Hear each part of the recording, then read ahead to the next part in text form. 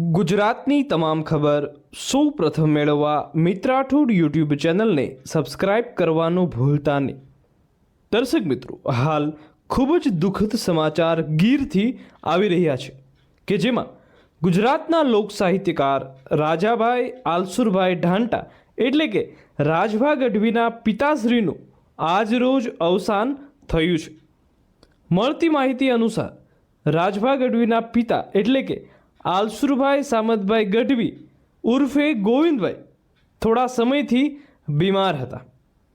70 વર્ષની ઉંમરે તેઓનું અવસાન થયું છે। આ માહિતી રાજભા ગઢવીએ પોતાના સોશિયલ મીડિયા ઉપર શેર કરી છે। 29 જાન્યુઆરી એટલે કે આજે સાંજે 6 વાગ્યે તેઓનું અવસાન થયું છે।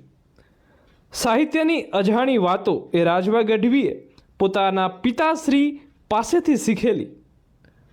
આલસુરભાઈ સામતભાઈ ગઢવી એ લીલા પાણી નેસમાં પશુપાલનના વ્યવસાય સાથે સંકળાયેલા હતા।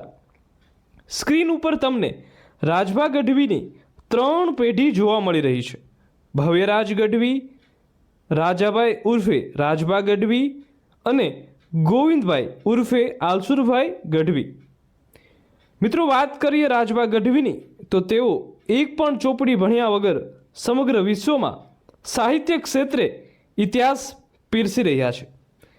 દર્શક મિત્રો, જો તમે આલસુરભાઈ ગઢવીને શ્રદ્ધાંજલિ આપવા માંગતા હોય તો કમેન્ટ બોક્સમાં ઓમ શાંતિ લખી શકો છો।